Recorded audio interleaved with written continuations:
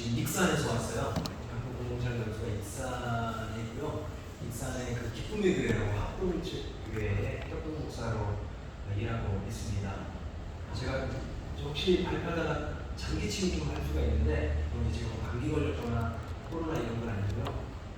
이 찬바람 알러지가 있어서 에어컨 때문에 잠깐 꿀렁꿀렁 할 수 있는 점을 미리 좀 말씀드리니까 양해 부탁드립니다.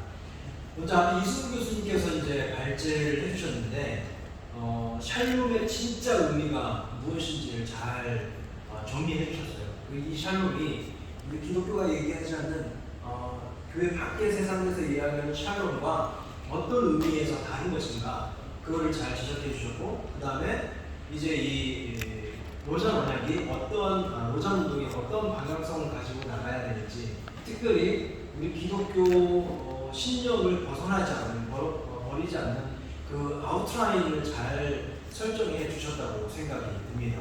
그러면 이제 제가 발제하는 부분은 어떠냐면, 이렇게 우리가 성경의 중심을 두고 잘 정리된 이 샬롬을 좀 넓게 얘기해서 이 복음을, 그러니까 너무 성경을 벗어나는 것이 아니라 성경 안에서 잘 정리된 그 복음을 어떻게 세상에 전할 것이냐, 그거를 이야기하는 게 바로 로잔 운동과 공동신학이라고 생각하시면 되겠습니다.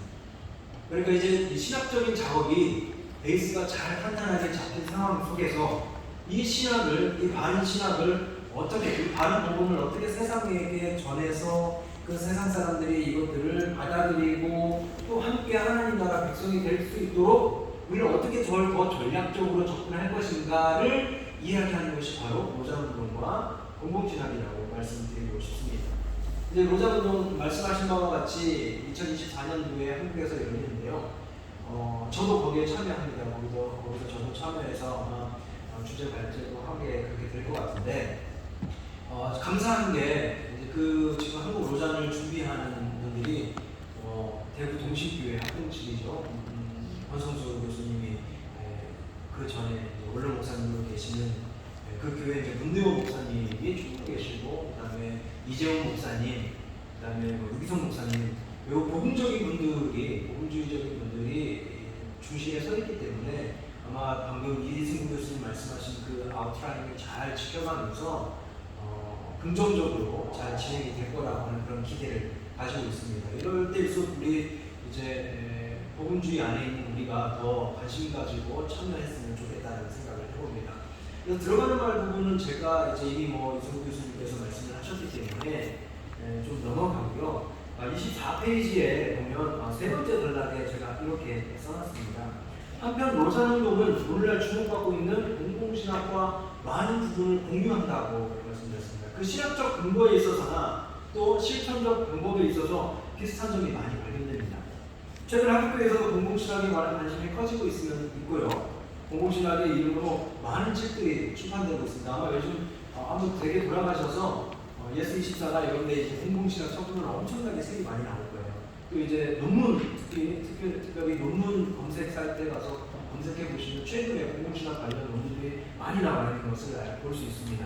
이렇게 공동신학이 우리 한국 교회에서도 핫하게 주목받고 있는 상황입니다. 그런데 이제 공동신학의 특징이 무엇인지, 정확히 공동신학이 무엇인지를 잘 보여주는 그런 어떤 책이나 기본서가 사실 없어요. 그래서 읽으면서도 많이 좀 혼란스러운 일들이 많이 벌어지고 있습니다. 그래서 혹시 제가 각 주에다가 각 주 이번에 제 논문을 소개해놨는데, 이제 공동신학의 6가지 특징을 소개했습니다. 이 부분을 보시고 공동신학이 무엇인지 한번 나중에 살펴보시는 것도 좋을 것 같습니다.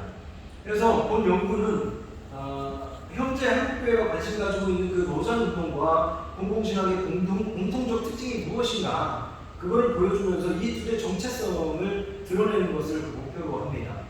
특히 외국의 한국의 보수적 기독교, 여기서 제가 이제 앞으로 계속 한국의 보수적 기독교 이 얘기를 할 건데요.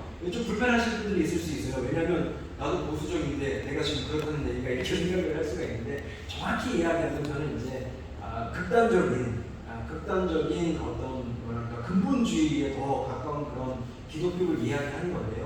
대부분 이제 근본주의, 좀 안 좋은 의미로서의 근본주의 기독교라고 이야기하면 우리 보수적 기독교에 있는 분들은 나는 아니야라고 생각을 하고 들으시기 때문에 제가 일부러 보수적 기독교라는 용어를 사용했습니다. 분명 우리가 저처럼 우리 보수적 기독교 안에는, 저도 보수적 기독교인이잖아요. 보수적 기독교인 안에는 바른 모양의 보수적 기독교인도 있지만 정말 극단적인 모습을 보이는 분들이 상당히 많이 있어요. 근데 그분들은 자기가 극단적인 사람이라고 생각하지 않아요. 그냥 보수적이라고 생각을 하죠. 그러면 이제 이거 오늘 읽어보면서 내가 거기에 속하는지 안 속하는지를 보면 내가 건전한 보수주의인지 아니면 극단적인 보수주의인지 한번 생각해 볼 수도 있을 것 같습니다. 그런 의미에서 누구라도 우리는 이 안에 들어갈 수 있다는 생각을 먼저 하시기를 바라는 마음으로 보수적 기독교라는 용어를 사용한다는 것, 이게 용어의 지금 한계성을 제가 먼저 말씀을 드립니다. 그래서 이 보수적 기독교가 가진 그 세상에 대한 인식과 구별되는 점을 드러낼 거예요. 이 논문에서는요. 뭐 이렇게 구별만 되진 않아요. 구별점만 있는 건 아닌데 저는 특별히 이 연구의 목표가 그걸 구별하는 것을 더 강조하겠다는 겁니다. 그러니까 조금 그 표현이나 어떤 주장들이 좀 거칠 수 있다는 것을 여러분들이 염두에 두시고 들으시면 되겠습니다. 그래서 이렇게 이제 구별점을 얘기하다 보면 결국에는 한국 보수교회가 가지고 있는 태도와 이 로잔운동이나 공동신학이 가지고 있는 태도가 어떤 점이 다른지를 알 수 있게 되고, 그러면 이걸 바르게 이해할 수 있는, 또 쉽게 이해할 수 있는 그 기회를 제공할 수 있다고 저는 생각을 하게 됩니다. 그래서 이제 첫 번째로요, 교회 밖 세상을 향한 그 시선이 로잔운동과 공동신학 그리고 보수적 기독교가 가지고 있는 시선이 다르다는 겁니다. 그래서 첫 번째 줄에 보면 로잔운동과 공동신학이 교회 밖 세상을 대하는 태도는 한국의 보수적 기독교가 세상을 대하는 태도와 다소 차이가 있다. 이렇게 이야기로 제가 시작합니다. 그래서 보수적 기독교가 그러면 어떻게 세상을 바라보고 있는가? 25페이지 첫 번째 단락부터 제가 이 부분은 중요하니까 제가 읽어보도록 하겠습니다. 한국의 보수적 기독교가 취하는 세계관은 세상을 교회와 철저하게 구분하려는 태도를 보인다. 나는 보수적인데 그러지 않는데, 아까도 말씀드렸지만 여기서 이야기하는 보수적 기독교는 이렇게 극단적이고 또는 우리끼리만 이렇게 얘기하시는 분들을 이야기하는 거라고 다시 한번 말씀드립니다. 이는 창조 타락 구속으로 이어지는 구속사 속에서 세상을 타락한 존재로 인식하죠. 뭐 이게 잘못됐다는 얘기가 아니죠. 세상을 타락한 존재로 인식하고, 따라서 세상은 구속되어야 할 대상이라고 바라봅니다. 이 세계관은 이제 리차드 리버가 그리스도와 문화라고 하는 책에서 유형들을 좀 나눠놨는데, 특별히 이제 우리는 문화 번역주의 모델이 가장 바람직한 모델이다라고 우리는 그렇게 배워왔습니다. 저도 그렇게 배웠고요. 근데 이러한 세계관을 가지고 계신 분들 중에 많은 분들이 어떤 생각을 하고 계시냐면요, 반문화주의적인, 모두가 그런 건 아닙니다. 반문화주의적인 태도를 보이는 분들이 많다는 거예요. 왜냐하면 창조 타락 구조 속에서 타락을 필요 이상으로 강조하게 돼가지고서요, 세상을 매우 부정적으로 바라본다는 것이죠. 그러니까 세상에 사는 건 없고, 세상에 우리가 볼 때 아니 전적인 타락을 우리가 이야기하잖아요. 그걸 거부하는 것이 아니라, 근데 그걸 너무 강조하다 보니까 세상과 담을 쌓아야 된다라고 생각하시는 분들이 많다는 거예요. 그래서 교회는 하나님이 통치하는 영역, 세상은 악이 지배하는 영역으로 인식을 하게 되면서 세상이라는 단어를 교회의 반의어로 사용하는 그런 경향이 많이 있다는 것입니다. 따라서 세상은 기독교의 적으로 간주됩니다. 싸워서 이겨야 될 대상으로 인식하게 됩니다. 한마디로 세상을 적대적으로 여기는 그런 이원론적인 경향이 강하다고 볼 수 있습니다. 따라서 세상과 협력하는 것은 자칫 기독교 신앙을 약화시키는 행동으로 간주되기가 쉽습니다. 근대화되고 세속화되어 가서 타락한 세상과의 철저한 그 분리가 세상으로부터 우리 신앙을, 삶을 지킬 수 있는 방법이라고 여기게 되는 분들이 많다는 거죠. 이런 태도는 종종 분리주의적이고 분파주의적이고 그런 신앙관을 만들게 되고요. 그래서 세상에서 어떤 희망도 찾을 수 없기 때문에 교회 안에서만 머물며 예배와 기도 등의 활동에만 전념하고 그래서 염세주의적인 태도를 보이는 분들이 많이 있다는 것입니다. 임성빈 교수님이 지적한 것처럼 이런 태도가 고착화될 경우에는 기독교인은 두 종류의 삶의 방식을 남기게 된다고 합니다. 첫째는 사회 참여에 무관심으로 일관하는 사람들이고요. 다른 하나는 신앙 공동체와 세상 공동체를 완전히 구분하고 신앙 공동체 안에서는 신앙적인 이야기만 해야 된다고 하는 그런 태도를 보일 수 있습니다. 반면에 로잔 운동과 공동신학은 어떤 생각을 하게 되냐면 케이프타운 사역 1항에서 밝혔듯이 하나님의 사랑은 국군의 모든 창조 세계를 향한다. 따라서 외국인과 원수를 포함해 이웃을 우리 자신처럼 사랑할 것과 독생자를 주시고 그를 위해서 통해서 세상을 구원하시는 하나님의 사랑으로 세상을 사랑하라 라고 이렇게 이야기합니다. 그리고 이어서 7항에서도요 하나님의 세상을 사랑하는 것이 무엇인지 고백하는데요, 서약은 여러 나라와 문화가 공존하는 이 세계를 사랑해야 한다 라고 강조하고요, 모든 민족을 향한 사랑은 땅 위의 모든 나라들에게 복을 베푸신다는 하나님의 약속과 자신을 위해 모든 족속과 언어와 나라와 민족을 모아 한 백성을 창조하시는 그 하나님의 성별을 반영합니다. 그러니까 중요한 것은요, 여전히 이 교회 밖의 세상도 하나님의 창조물로 보고 있고 여전히 이 세상도 하나님께서 다스리시는 영역으로 인식을 하고 그걸 강조한다는 것이죠. 마치 아브라함 카이퍼가 이 세상 어느 곳에도 단 한 치의 영역도 하나님께서 통치하지 않는 곳이 없다라고 이야기하는 것과 같은 그런 태도를 보이게 되는 것입니다. 그래서 26페이지 두 번째 단락을 보면요, 이들이 생각하는 세상의 번역은 강압과 싸움이 아니라 사랑과 섬김을 통한 번역입니다. 그래서 이웃을 내 몸과 같이 사랑하는 그 말씀을 근거로 삼고 있는데요, 여기서 이웃이라는 것은요 우리 교회 안에서 함께 신앙생활하는 교회 공동체만을 얘기하는 게 아니에요. 다른 신앙을 가진 사람들도 포함하고 우리를 미워하고 비방하며 박해하고 심지어 죽이려고 하는 사람들까지도 확대가 됩니다. 예수님은 친절과 자비와 용서의 행위로 악을 행하는 자들을 대항하며 자기 희생으로 그의 제자들을 향한 폭력과 살인에 맞서라고 가르쳤다는 거죠.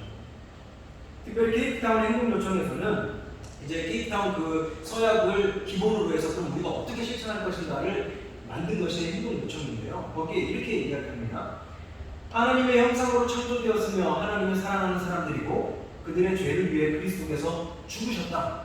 우리가 이야기하는 우리가 만나는 모든 사람들을 위해서 예수님께서 죽으셨다. 이거는 이제 모든 사람 이걸 뭐라 그러죠? 보편론으로 이야기하는 것이 아니라는 것을 꼭 기억해 주셨으면 좋겠습니다. 그래서 이웃으로 우리 주변에 있는 사람, 비기독교인들을 우리 이웃으로 보는 것뿐만 아니라 우리도 그 사람들의 이웃이 되어야 된다라고 강조하게 됩니다. 그래서 결국 선교의 목표는 어떤 교회를 하나 설립하는 것도 중요하지만 그걸로 끝나는 게 아니라 바로 예수님이 선포한 하나님의 나라다라고 그렇게 강조하는 것입니다. 제임스 데이비스 헌터가 이렇게 오만천하를 다니며 라는 우리 그 마가복음 16장 15절에 지상명령이 나오지 않습니까? 그래서 온 세상을 누비며 이렇게 복음을 전하라 라고 했을 때 그 온 세상, 온 천하를 다니면을 어떻게 해석했냐면 이렇게 해석했습니다. 교회는 사회생활의 모든 영역, 즉 자원봉사와 유급 노동 속으로 들어가야 한다. 실제로 교회는 이런 영역들 속으로 사람들을 보내야 한다. 교회가 사람들을 이런 분야로 파송하지 않을 때, 이 영역에서 사역과 참여를 이해하는 신학을 적용하지 않을 때 교회는 온 천하에 다니며라는 사명을 완수하지 못한다. 그러니까 우리는 그동안에 이제 이 성경 부분을 읽으면 온 천하라고 했을 때 전 세계 곳곳을 이야기하는 것으로 인식을 했다는 거죠. 저기 남미라, 저기 아마존, 저기 아프리카 땅끝 이런 생각을 해서 장소적 개념을 이야기했는데 그 어떤 물리적 장소 개념을 이야기했는데 여기서 이제 해석하는 것은 무엇이냐면 우리 삶의 전 영역을 이야기하는 거라는 것이죠. 이제 제가 칼빈을 정말 좋아하는데요. 저도 칼빈을 전공했고 칼빈을 좋아하는데 칼빈이 이제 이런 칼빈을 연구하신 칼빈주의자 중에 이렇게 표현한 분이 있어요. 칼빈은 주일에 예배가 끝나면 교회 문을 걸어 잠궜다고 합니다. 그러면서 주일날 예배를 통해서 양육되어진 그리스도인들은 주중에 나가서 세상에서 그 복음을 살아내야 된다라고 강하게 강조했다는 거죠. 이런 의미를 우리는 볼 수 있다고 생각이 듭니다. 그래서 이제 그 하이리 벤포드 슈트 교수, 제가 전공한 선생님이시고 저의 이제 지도 교수님이시기도 한데, 이 교수님이 지금 독일 개신교협의 회장입니다. 우리나라는 지금 뭐 한교총 같은 그런 연합 단체인데요. 독일 그 기독교 연합 단체의 지금 수장으로 계시는 분인데, 이분이 공공신학의 특징을 6가지로 정리를 했어요. 근데 그 중에 이제 여기에서 한 3가지, 4가지 정도가 오늘 그 로잔 운동과 공통된 부분이 있어요. 그래서 그 부분을 제가 오늘 노자운동과 연결해서 전달해 드리도록 하겠습니다. 그래서 이제 결론 마지막 줄 20페이지 마지막 줄에 보면 이상으로 살펴본 바와 같이 성수 미원론, 그러니까 교회는 성스럽고 세상은 되게 타락했다라고 하는, 그리고 또 우리의 신앙적인 활동은 매우 성스럽지만 세상 활동은 너무 타락했다 이렇게 바라보는, 완전히 분리시켜서 바라보는 성속 이원론적 사고를 가지고 세상과 단절된 삶을 추구하는 사람들이 세상을 바라볼 때 타락을 강조했다는, 그걸 이제 나누는 사람들이 세상을 바라볼 때 타락을 강조했다고 하면, 노자운동과 공공신학은 세상을 바라볼 때 세상을 창조했다는 것, 하나님이 창조했다는 것, 그리고 이 세상 여전히 하나님에 의해 통치되고 있다는 것을 더 강조한다고 생각하시면 되겠습니다. 그러므로 이들은 세상을 적대적으로 바라보지 않고 대화와 협력의 상대로 고려하게 되는 것이죠. 근데 사실 이게요, 55, 100이긴 합니다. 90대 10 이런 정도가 아니라 세상과의 이런 적극적을 강조하는 사람이나 또 세상과 조금 거리를 둬야 된다고 생각하는 사람이나, 이게 90대 10의 비율이 아니라 거의 45대 55 이런 정도에, 그러니까 어디에 조금 더 강조점을 주는가를 이야기하는 거죠. 그러니까 세상과 접촉하고 만남으로 인해서 우리 기독교가 가진 어떤 색채가 잃을 거라는 거를 염려하고 조심스러워 하시는 분들은 접촉을 안 했으면 좋겠다라고 강조를 하는 거고, 그럼에도 불구하고 해야 되지만 그래도 접촉을 될 수 있으면 안 했으면 좋겠다 이렇게 얘기를 하시고, 반대로 접촉을 해서 그들과 대화하고 협력하고 그들에게 기독교가 더 기여하기를 원하고 이런 걸 강조하시는 분들은 이렇게 세상과 만나서 대화하고 세상에 기여하는 게 복음 자체는 아니지만, 그래도 우리가 계속 우리끼리만 먹고 살자, 우리끼리만 잘 살아보자 라고 이야기했던 것들이 지금 오늘날 많은 문제가 되고 있으니 이제는 이거 가지고 세상에 나가서 대화를 해야 되는 거 아니냐 라는 걸 강조하시는 분들은 조금 더 이 부분을 강조하는 거예요. 그래서 이 둘이 극단에 있다고 생각하시면 좀 안 될 거라고 저는 생각해요. 오히려 중간 부분에 있지만 둘 중에 조금 더 뭐를 강조하느냐의 차이라고 저는 생각을 합니다. 그래서 저는 사실은 세상과 대화하기 하다 보면 우리 신력을 잃어버릴 수 있다라는 주장을 저는 반대하지 않아요. 매우 합당한 주장이라고 생각을 해요. 근데 그럼에도 불구하고 저는 용기를 가지고 세상과 나가서 대화를 하고 그들을 설득하고 그래야 된다는 것에 조금 더 강조를 하는 입장인 거죠. 그게 바로 공공신학의 입장입니다. 그러다 보니까 공공신학은 세상과 조금 더 접촉해서 그들에게 기여하고 그들을 설득하고 그들에게 복음을 설명해주고 싶어 하는 거예요. 우리끼리만 이 조금 더 우리만 몰래 하자 이런 어떤 비밀 결사단체처럼, 무슨 저기 유럽 옛날에 어떤 영화 같은 거 보면 지하에서 불 켜놓고서 우리끼리만 이렇게 막 주문하고 이런 게 아니라, 우리가 가진 이 복음 진리를 우리만 알고 있을 것이 아니라 많은 사람들에게 전하고, 또 이 복음으로써 이 복음처럼 하나님의 나라가 이 세상에도 이루어지기를 원한다면 우리가 나가서 알려야 하고 설득해야 될 거 아니냐라고 생각하는 게 바로 공공신학인데, 그러기 위해서는 세상과 대화가 필요하잖아요. 그러면 세상과 대화할 수 있는 언어가 필요하다는 거예요. 우리가 세상과 나가서 대화를 해야 되는데 기독교 용어로 기독교만 가지고 있는 그 어떤 논리를 가지고 이야기하는 세상 사람들은 알아듣지도 못할 뿐더러 설득도 안 된다는 거예요. 그러니 세상 사람들이 알아들 수 있는 말로 복음을 번역해야 된다라고 이야기하는 게 바로 공공신학입니다. 그래서 이것이 바로 이중 언어라고 이야기합니다. 이 이중 언어에 대한 관한 태도도 보수 기독교가 가지고 있는 태도와 공공신학이 가지고 있는 태도가 많이 다릅니다. 그래서 첫 번째로 그럼 보수 기독교, 저는 이제 이쪽 부분에 대한 단점을 먼저 드러내겠죠. 제 논지가 이중 언어가 필요하다는 걸 얘기해야 되니까. 그렇다고 해서 이것만 얘기했다고 해서 저는 막 보수 기독교의 그런 태도를 완전히 다 반대한다 이런 건 아니라는 걸 아셨으면 좋겠어요. 네. 제가 왜 자꾸 이렇게 얘기하냐면, 자꾸 제가 이렇게 얘기하면 저는 좌파 목사로 보시는 분들도 있고, 전라도에서 왔더니 저런구나 이렇게 얘기하시는 분들도 있고, 그래요. 네, 저는 되게 보수적이고 제 전공이 칼빈이고요. 그래서 여러분들, 그러나 지금 여기서는 제 논지를 얘기해야 되니까 이 부분에 대한 단점을 드러낼 수밖에 없잖아요. 그걸 감안하고 들으셨으면 좋겠습니다. 그래서 보수적인 기독교, 여기서 아까도 말씀드렸지만 극단적인 보수적인 기독교인들은 어떤 태도를 보이냐면요. 27페이지요. 1번입니다. 앞장에서 살펴본 것과 같이 보수적 기독교는 세상을 적대적으로 바라보는 경향이 강하고 세상과 구분되는 것을 안전하게 여기기 때문에 그들과의 대화의 필요성을 느끼지 않아요. 할 필요가 없다고 생각을 하죠. 게다가 보수적 기독교는 세상에 대하여 도덕적 우위를 점하고 있다고 생각하기 때문에 약간 도덕 선생처럼 그렇게 생각을 하게 됩니다. 그래서 세상을 대화의 상대로 설득하고 이런 게 아니라 야 똑바로 들어. 이게 정답이야. 이게 진리야. 니들은 다 잘못됐어. 이렇게 들어야 돼. 우리 말을 무조건 들어야 돼. 라고 하는 그런 어떤 태도를 많이 보인다는 거예요. 따라서 이런 상대와의 대화를 위해서 기독교 신념을 세상의 언어로 번역하고 합리성을 갖추기 위해 노력하는 것은 시간 낭비라고 생각하는 분들이 많다는 거예요. 이런 인식 속에서 이들은 공론장은 이제 많은 사람들이 모여서 함께 토론하는 장소잖아요. 그 공론장에서 모여서요, 종종 기독교 용어를 날 그대로 사용합니다. 예를 들면 이런 거 있잖아요.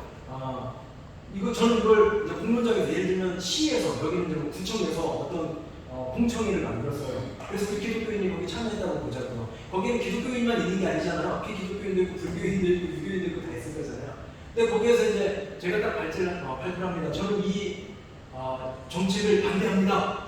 그럼 이제 물어볼 거 아니에요. 사람들이 왜 반대합니까? 성경이 죄라고 합니다. 이렇게 얘기하는 거예요. 그럼 다른 사람들은 그렇구나. 성경이 죄라고 하니까 참 합리적이다. 이렇게 생각하겠냐는 거예요. 그렇지 않다는 거죠.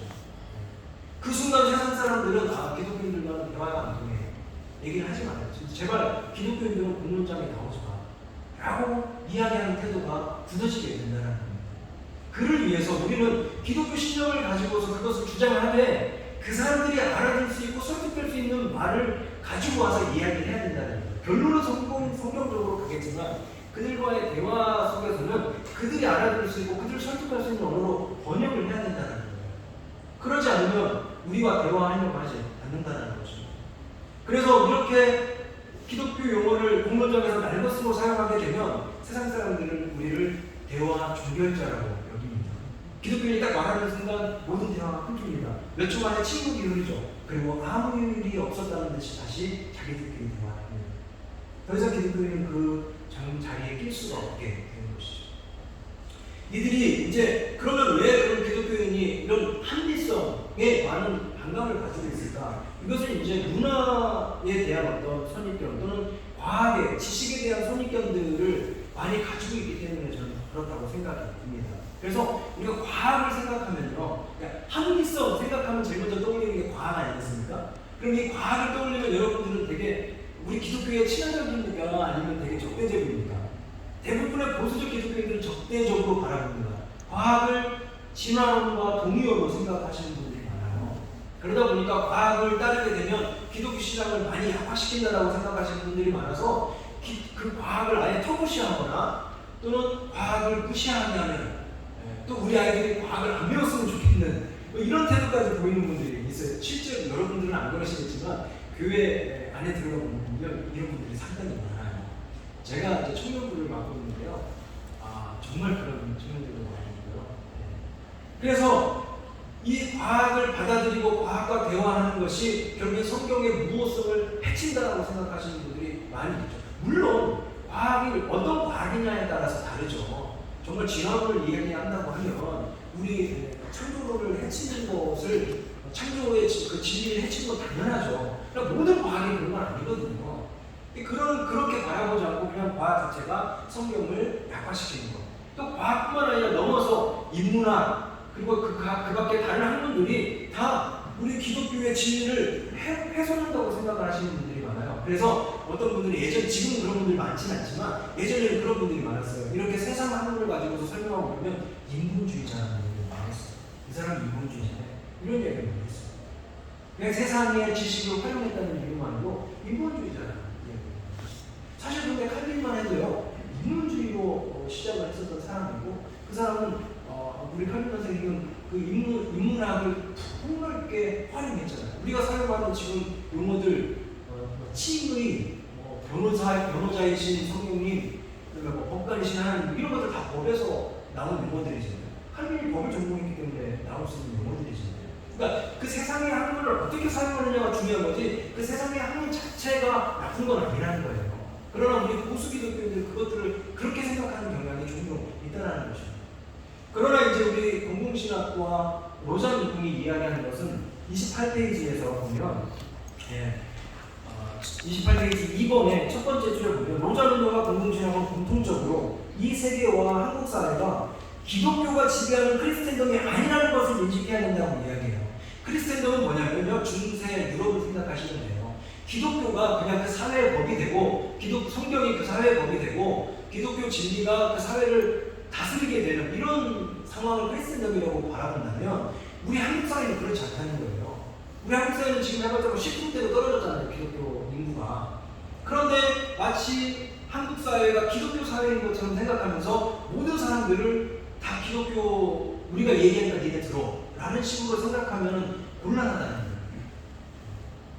그러니 오히려 한국 사회뿐만 아니라 전 세계는 기독교 인구가 줄고 있고 다른 종교와 무교인들이 늘어나는데, 그러면 그들에게 계속 이렇게 강압적이고 고자세적인 태도를 취해서 이야기할 것이냐는 거예요. 그럼 그들은 사실은 우리 이야기를 듣지 않게 되는 상황까지 오게 되는 것이죠. 이제 여기서 그래서 그 다음으로 쭉 세속화의 문제, 합리성의 문제, 이 이야기를 쭉 했는데 시간 관계에서 그 부분 제가 좀 넘어가도록 하겠습니다. 그래서 케이프타운 행동요청 29페이지 케이프타운 행동요청에 보면 이렇게 나옵니다. 첫째, 우리는 공적 영역에서 최고의 지적, 공적 수준으로 성경적 진리를 변론하고 방어할 수 있는 일을 찾아내고 구비시키고 이들을 위해서 기도해야 된다. 그러니까 우리 교회 안에서는 미션을 할 게 아니라 공적인 영역에서 우리 진리를 제대로 선포하고 그것들을 제대로 합리적으로 설명해서 설득할 수 있는 우리 실력 있는 제자들을 길러야 된다는 얘기를 지금 하고 있는 거예요. 로잔에서 그걸 해야 된다 이야기를 하는 거죠. 그리고 두 번째, 우리는 교회 지도자들과 목회자들에게 모든 신자들이 용기와 적절한 수단을 갖춰서 일상의 공적 대화에서 예언자적 적실성을 지닌 진리를 말하고 우리가 속한 문화의 모든 방면에 참여하도록 구비시킬 것을 촉구한다. 우리 기독교인들이 교회 안에서만 집사님, 장로님, 권사님으로 행동하고 거기서 끝나고 주중에 월요일부터 토요일까지는 세상 사람들과 똑같이 사는 이런 게 아니라, 주일에 그렇게 우리가 말씀을 살아냈다고 한다면 월요일에서 토요일까지도 세상에서도 각자가 처한 위치에서 상황 속에서 그 말씀을 살아내야 된다는 것이죠. 그러기 위해서 그런 제자들을 길러내야 된다고 이야기를 하는 거예요. 그래서 로잔 특별보고서 8권에서도 이렇게 이야기해요. 되게 중요한 건데요. 밑줄 치셨으면 좋겠어요. 그 다음 줄인데, 역동적인 교회는요, 자신의 기본적 메시지를 변화시키지 않은 채, 그 우리 진리죠. 진리를 회복시키지 않은 채 새로운 상황에 적응할 수 있어야 된다고 이야기를 하는 거예요. 진리는 변화되지 않아요. 그러나 전달 방법은 그 상황에 따라서, 그 시대에 따라서 달라져야 된다고 이야기를 하는 거예요. 마치요, 우리 종교개혁이 성공할 수 있었던 요인 중에 하나, 사회적 요인 중에 하나를 이야기하는 게 바로 인쇄술이잖아요. 그 전에는 구술이었어요. 그런데 인쇄술이 발전하게 되면서 그 90, 건강이 널리 퍼지고 성경이 널리 보급되니까 이런 것들이 이제 성공할 수 있는 그런 종교개혁이 될 수 있었다고 이야기하는 거죠. 전달 방법이 바뀌었어요. 마찬가지로 지금 어떻게 전달합니까? 유튜브, 이런 어떤 미디어를 통해서 복음을 많이 전하잖아요. 근데 그 복음 자체가 변했습니까? 안 변했어요. 복음 자체는 그대로 있어요. 다만 전달하는 방법이 다른 거죠. 전달 방법, 전달 수단이 바뀌는 거죠. 그 시대에 맞게. 그렇다면 우리가 세상 사람들과 대화할 때도 우리가 주장하는 복음은 변하지 않아요. 저는 개인적으로 개혁주의자이기 때문에 개혁주의 복음은 저는 바꿀 생각이 추호도 없습니다. 다만 이 개혁주의 복음을 가지고 세상 사람들과 대화할 때는 저는 그 사람들이 이해할 수 있도록 이 복음을 번역해야 된다고 얘기하는 거예요. 제가 지난 작년에 백석문화대에서 강의를 했었는데요. 거기 백석문화대에 가보면요, 백석대 학교는 여하튼 간에 기독교 바탕의 학교잖아요. 그런데도 불구하고 제가 수업 전에 아이들의 설문조사를 해봤더니 기독교인이 10%도 안 돼요. 30명 중에 1명, 2명 그래요. 한 반에 30명인데 그 중에 1명, 2명 그래요. 근데 제가 맡은 수업이 뭐였냐면 기독교의 이해, 성경의 이해 이런 거였어요. 거기서 제가 기독교 얘기하고 출애굽이 어떻고 이렇게 얘기하면 애들이 들을까요? 안 들을까요? 다 자죠. 그래서 저는 그 수업을 하면서 기독교 용어를 하나도 사용하지 않았어요. 현대사 이야기하고 우리나라 근현대사 이야기하고 범 이야기하고 또 막 정치 이야기하고 그러면서 막 설명해줬어요. 그러고 나서 나중에 이게 바로 성경이 얘기하는 거야 라고 저는 얘기했어요. 그래서 예를 들면 첫 번째 수업 전에 제가 낙태 찬성하는 사람 손 들어봐 했을 때 30명 중에 한 반에 30명씩 6반이었는데요. 그 30명 중에 낙태를 찬성하는 애들이 28명, 29명 됐어요. 그럼 반대하는 1명, 2명은 누구냐? 목사님 자녀들이에요. 그래서 왜 반대하는데? 라고 물어보면 대답을 못해요. 그냥 교회 다니는 이걸 혼나는 거예요. 그러니 어떻게 친구들을 낙태하면 안 된다고 설명을 하고 설득을 할 수 있겠냐는 거예요. 그래서 그 수업 시간에 제가 성경 이야기 하나도 안 하고요. 그것을 사회학적인 문제 또는 정치적인 문제 또는 법적인 문제 이런 것들을 다 이야기했어요. 어떤 보건적인 문제. 그러고서 다 얘기하고 마지막에 자 다시 한번 우리 손 들어보자. 낙태 반대하는 사람 손 들어봐. 반절 미학을 들었어요. 그 1시간 만에 15명이 설득이 된 거예요. 30명 중에. 저는 이런 것들이 바로 공동신학 추구하는 방향이라고 이야기를 하는 거예요. 우리는 너무나 좋은 진리를 가지고 있어요. 그래서 이 진리로 얼마든지 세상 사람들을 설득하고 그들에게 기여할 수 있어요. 근데 그 방법을 안 쓰는 거예요. 그러다 보니까 자꾸 복음이 사장되고 우리는 자꾸 사적인 영역으로만 가게 되고 공적인 영역에 나오지 못하는 거예요. 그러니까 그런 부분들을 우리가 좀 잘 생각해 봤으면 좋겠다는 거예요. 그래서 30페이지에 보면 30페이지에 각주 20번 밑에 번에 보면요. 공공신학은 같은 신앙을 고백하는 기독교 공동체를 향한 설교와는 다르게 설교는 기독교 용어와 기독교 진리로 이야기해도 돼요. 왜냐하면 우리끼리 이야기니까. 그러나 공론장에 가서 이야기할 때는 그것들이 번역이 돼야 된다는 이야기를 하는 겁니다.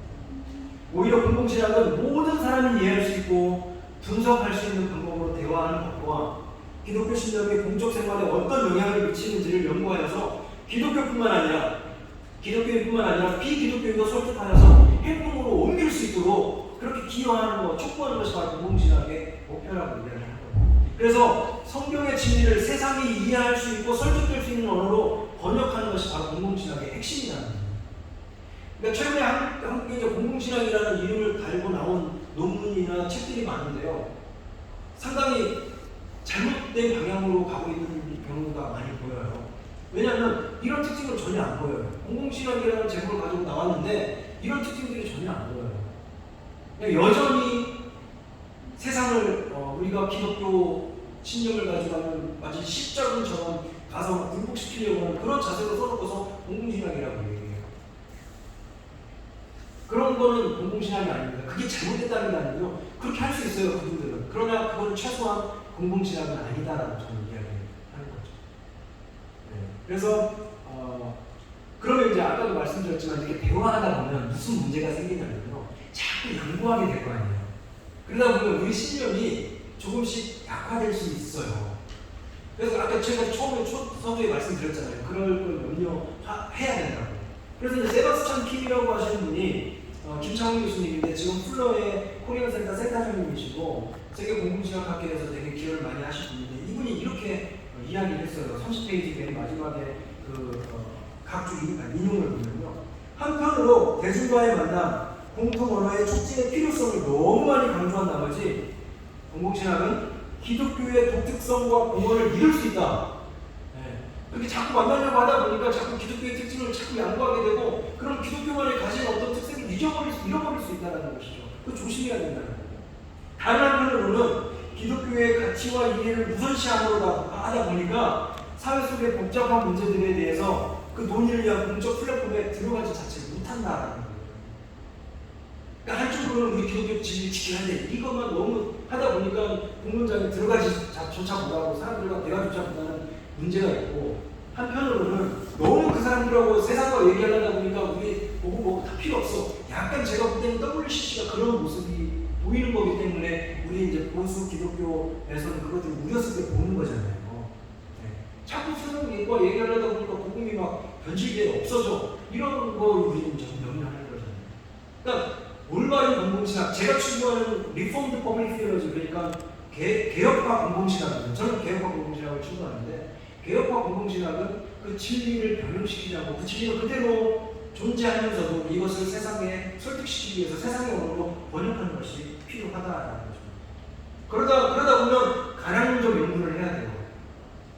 복음을 세상의 언어로 번역하려면 세상의 한국을 알아야죠.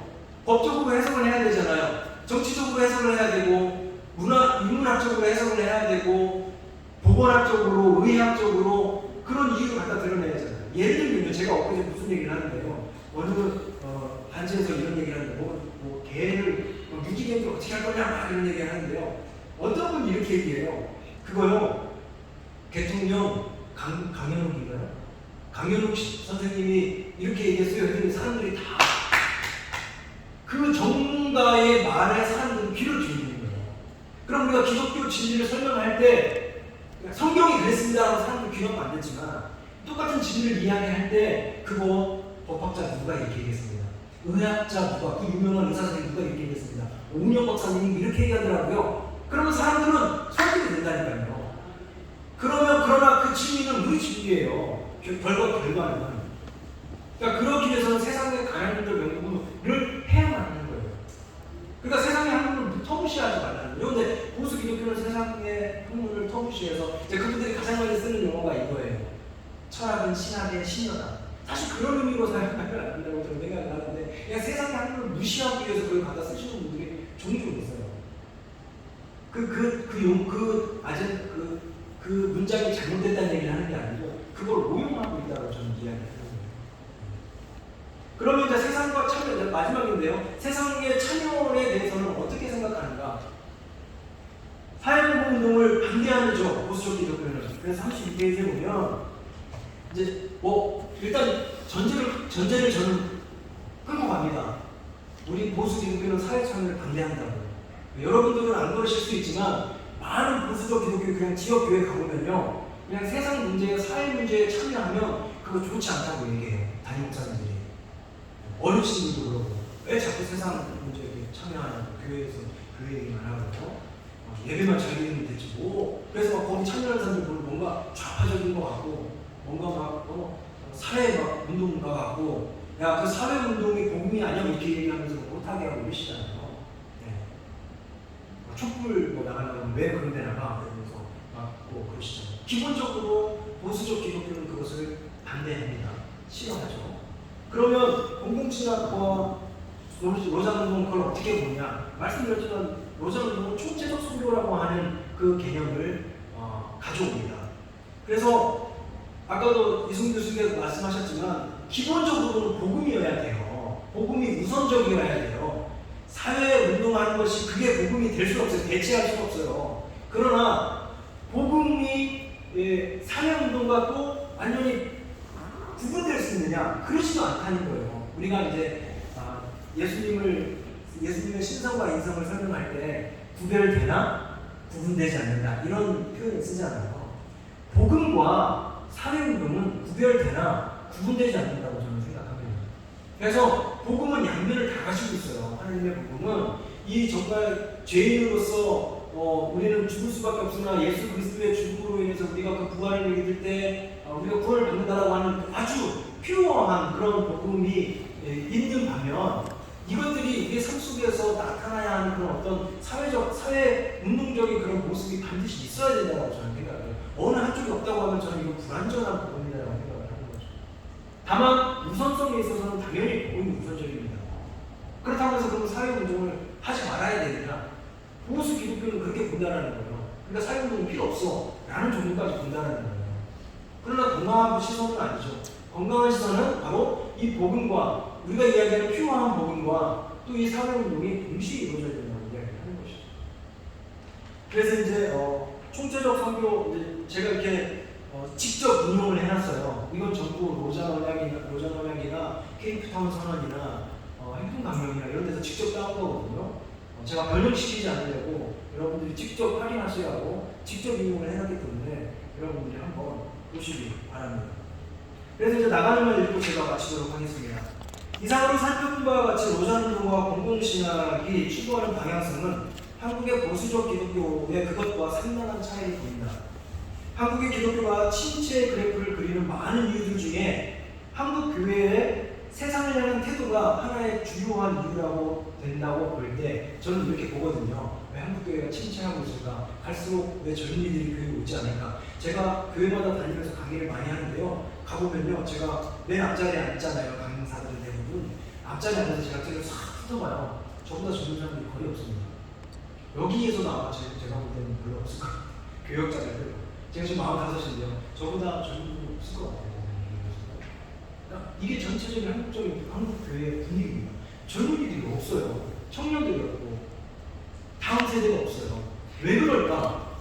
아까 앞쪽에서도 말씀드렸지만 교회가 비합리적으로 가기 시작하고 합리적이거나 합리적 사고나 질문 이런 것들을 다 막아버리다 보니까 아이들은 답답함을 느끼게 되는 거죠. 그래서 뛰쳐나갑니다. 네. 그러면 결국에는 우리가 그 젊은이들을 다시 돌아오게 하기 위한 이게 유일한 방편이 될 수는 없지만 저는 매우 좋은 방편이라고 생각해요. 제가 뭐 이렇게 숫자적으로 부흥하는 거 이거 되게 싫어하시는 사람 중에 하나긴 한데요. 제가 청년 1년 반 전에 저희 교회 청년부를 맡았는데요. 지금 1년 반 만에 청년부가 2.5배 부흥했습니다. 지금 이 시대에 청년부가 부흥하는 게 가능합니까? 안 했다고 보면 다행이죠. 그런데 2배 반이 부흥해서 1년 반 만에 왜 그랬을까요? 저는 공공신학적으로 목회를 했기 때문에 청년부를. 그러니까 청년부가요 무조건 그냥 교회 떠나는 나쁜 놈들, 우리 이제 전라도 말로 싹둑놀이 없는 이런 애들이 아니에요. 얘네들은요 교회가 합리적으로 이야기해주고 설명해주고 그런 돌아오는 친구들이 많이 있습니다. 네. 제가 늘 이야기하는 게 중에 하나가 뭐냐면 우리 청년들은 직장 생활을 하면 직장 생활은 매우 민주적으로 운영이 되고 각 팀에서 대화하고 아이디어 내고 자기 아이디어가 채택되고 이러면서 즐겁게 직장 생활을 하는데 교회에 오면 말할 기회조차가 주어지지 않습니다. 그리고 말해도 거기에 뭐 적용도 되지도 않을 뿐더러. 네. 이런 것들을 우리가 좀 인식해야 되지 않을까 싶은 생각을 하고 그런 것들이 이제 공공신학과 노자운동이 그런 어떤 이런 오늘날 세대의 특성에 좋은 방법론을 제공한다고 저는 보는 거예요. 그러니까 지금 공동신학과 노자론을 보면 교회가 세상을 향해서만 효과를 보이는 게 아니라 교회 내에서도 추구되어야 할 방향이라고 저는 이야기하고 싶은 거예요. 교회 안에서도 합리성이 중요시 여겨지고 또 교회 안에서도 공정과 정의가 중요시 여겨지는 그 교회가 돼야 젊은이들이 돌아온다는 거예요. 근데 교회를 와보면 공정도 관계없고 정의도 관계없고 자꾸 들려오는 뉴스는 목사님들의 이상한 행동만 들려오고 그래서 교회를 떠나는 거예요. 그래서 이런 부분들이 좀 잘 강조되어야 된다 이렇게 생각을 합니다. 그래서 다음 페이지 36페이지 노자운동이 세계 미전도 종족을 향한 하나님의 선교운동이라는 측면을 강조한다고 볼 때 공공신학은 지역사회의 비기독교인과의 대화와 협력을 통한 공공선의 실현을 강조한다고 볼 수 있습니다. 즉 그 대상에 있어서는 차이가 있지만 그 방법에서는 유사하다고 볼 수 있습니다. 노자운동과 공공신학은 공통적으로 그 각 세상을 하나님이 창조하시고 여전히 다스리시는 그래서 싸워서 이겨야 할 대상이라기보다는 함께 대화하고 협력하고 더 풍성함을 누리도록 할 대상으로 여긴다는 거죠. 따라서 그들에게 복음을 강압적으로 주입시키려 하기보다는 합리적 이성을 사용해서 그들이 이해할 수 있는 언어와 설득될 수 있는 논리구조로 대화할 것을 촉구합니다. 여기서 이슈 언어 부사 등은 중요하게 여겨지고요. 이를 위해 가학문적 연구가 권장됩니다. 노자운동은 복음 전도와 사회적 책임을 분리하지 않습니다. 우선성에는 아까 복음 전도가 우선적이라고 했지만 이 두 가지를 분리하지 않는다는 거예요. 이는 동전의 양면과 같아서 함께 이루어져야 합니다. 이를 총체적 성교라고 표현합니다. 공공신학 역시 사회적 책임을 교회의 핵심적 사명으로 여깁니다.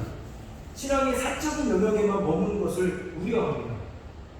2024년 노자대회가 한국에서 열립니다. 그리고 지금 한국 기독교계에 공공신학 논의가 뜨거워지고 있습니다.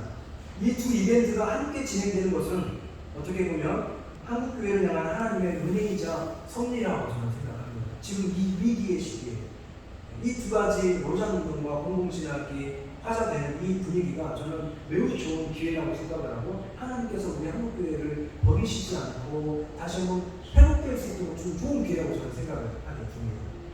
한국교회는 이 좋은 기회를 놓치지 말고 더 많은 논의와 실천을 통해서 한국교회가 회복되기를 바랍니다. 그리고 본 연구를 통해서 앞으로 로장운동과 공동신학의 관계를 다루는 더 많은 연구들이 시작되기를 바랍니다. 감사합니다.